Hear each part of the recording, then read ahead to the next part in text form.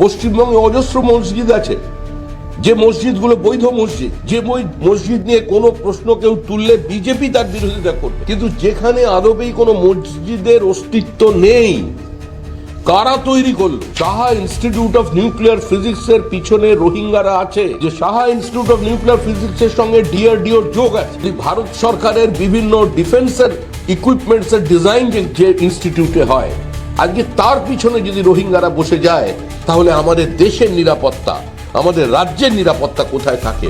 এই সরকার সেখানেও কম্প্রোমাইজ করে ফেলে। বিধাননগর একটা প্ল্যান্ট সিটি। বিধাননগরে কোনো জায়গায় কোনো মসজিদের জন্য আলাদা করে কোনো প্লট কোনোদিন রাখা ছিল না। বিধাননগরে আজকে কি মসজিদ তৈরি হয়েছে? প্রশ্নটা কোনো ধর্মের নয়।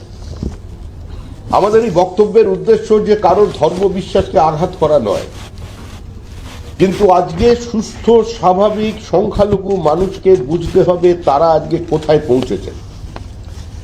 বিধাননগর অ্যাসেম্বলিতে একজন মহিলা যার নাম হচ্ছে আশা রায়, যদিও তার নামটি ভোটার লিস্ট থেকে সাম্প্রতিককালে বাদ গেছে, এই নামটি ছদ্মনাম।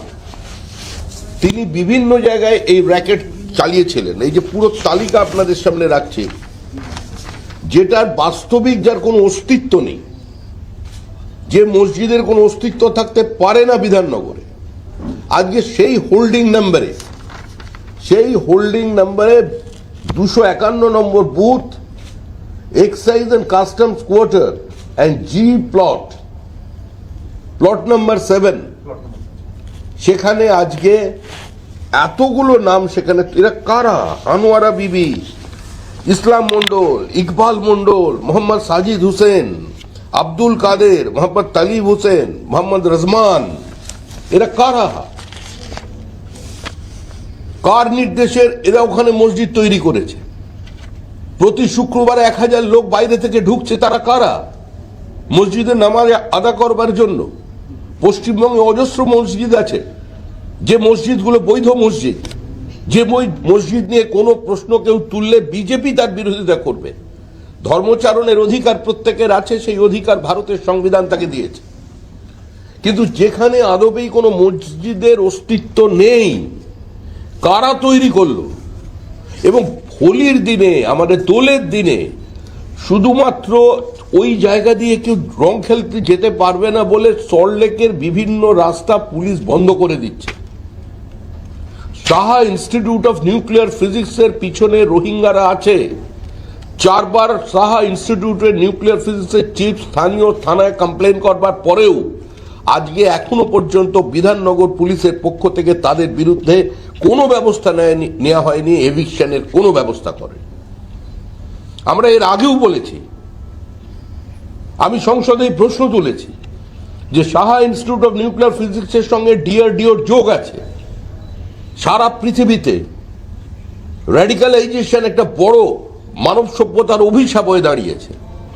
তো সেই জায়গায় দাঁড়িয়ে যদি ভারত সরকারের বিভিন্ন ডিফেন্সের ইকুইপমেন্টস এর ডিজাইন যে ইনস্টিটিউটে হয়, আজকে তার পিছনে যদি রোহিঙ্গারা বসে যায়, তাহলে আমাদের দেশের নিরাপত্তা, আমাদের রাজ্যের নিরাপত্তা কোথায় থাকে? এই সরকার সেখানেও কম্প্রোমাইজ করে ফেলে। মুখ্যমন্ত্রী এবং মুখ্যমন্ত্রীর দল বারবার বলে চলেছেন কেন্দ্রের বঞ্চনা শিকার। 100 দিনের কাজের টাকা দিচ্ছে না, 100 দিনের কাজের টাকা আটকে রেখেছে। কখনো বলছেন 1,86,000 কোটি, কখনো বলছেন 1,96,000 কোটি কেন্দ্রের বকেয়ার টাকা আমরা পাচ্ছি না। 100 দিনের কাজ আমরা যে পঞ্চায়েতগুলো চালাচ্ছি সেখানেও আমরা পাচ্ছি না। তার কারণ হচ্ছে তৃণমূল কংগ্রেস। কে বলছেন? ভারত সরকার। আমরা চ্যালেঞ্জ করছি পশ্চিমবঙ্গের যিনি মুখ্য সচিব আছেন এই মুহূর্তে, তিনি কেন্দ্রীয় সরকারের দেওয়া এই প্রশ্নের উত্তরের রিপোর্ট তিনি দিন। জুন মালিয়ার একটি প্রশ্নের উত্তরে ভারত সরকারের সংশ্লিষ্ট দপ্তর জানাচ্ছে, প্রশ্ন করেছেন জুন মালিয়া, তৃণমূল কংগ্রেস। জুন মালিয়ার প্রশ্নের উত্তরে ভারত সরকার জানাচ্ছে, accordingly the state government has been requested to submit the labour budget proposal for the current financial year 2025-26 for consideration of the empowered committee Mahatma Gandhi NREGS, which is awaited despite reminders. এর অর্থ কি? এই যে কাগজে তো এই প্রশ্ন তো আমাদের প্রশ্ন নয়, প্রশ্ন করেছেন জুন মালিয়া, উত্তর দিচ্ছে ভারত সরকার যে আজকে 100 দিনের টাকা কেন্দ্র সরকার দিতে চায় কিন্তু 100 দিনের টাকা দেওয়া যাচ্ছে না। আজকে শুধুমাত্র রাজ্য সরকারের অসহযোগিতার কারণে, রাজ্য সরকারের অনিচ্ছার কারণে। কারণ রাজ্য সরকার প্রান্তিক মানুষকে, দরিদ্র মানুষকে অনাহারে রেখে দারিদ্র্যের দিকে ঠেলে দিয়ে তাদের মধ্যে ক্ষোভের সৃষ্টি করছে আর বিজেপির বিরুদ্ধে খেপিয়ে তোলার চেষ্টা করছে। কিন্তু মানুষ রাজনৈতিকভাবে পশ্চিমবঙ্গে এতটা অচেতন নয়। যারা বঞ্চনার কথা বলছেন, আজকে পশ্চিমবঙ্গ রাজ্যকে তারা কিভাবে এখানকার মানুষকে বঞ্চিত করেছেন। আইটিআই উন্নয়নের জন্য প্রণীত পিএম সেতু প্রকল্পটি, আইটিআই সাধারণ হাতের কাজ শেখবার জন্য প্রান্তিক মানুষজন, নিম্ন মধ্যবিত্ত যে আমাদের ছেলেমেয়েরা যেখানে যায়, আজকে তাদের জন্য পিএম সেতু যে প্রকল্প আছে সেখানে ফান্ডিং করবার জন্য, তার এনহ্যান্সমেন্টের জন্য, তার এলিভেশনের জন্য আজকে সেখানে পিএম সেতু প্রকল্প রাজ্য সরকার এখনো পর্যন্ত গ্রহণ করেনি। অ্যাসপিরেশনাল ব্লক, আগে অ্যাসপিরেশনাল ডিস্ট্রিক্ট ছিল, আজকে 10টা জেলায় 29টা এরকম অনগ্রসর ব্লক রয়েছে। এর জন্য যে পরিকল্পনা, কেন্দ্রীয় সরকারের যে পরিকল্পনা, কেন্দ্রীয় সরকারের যে ফান্ড অ্যালোকেট করেছে, আজকে সেটা পশ্চিমবঙ্গে কার্যকর করা যাচ্ছে না, কারণ রাজ্য সরকারের অনীহা।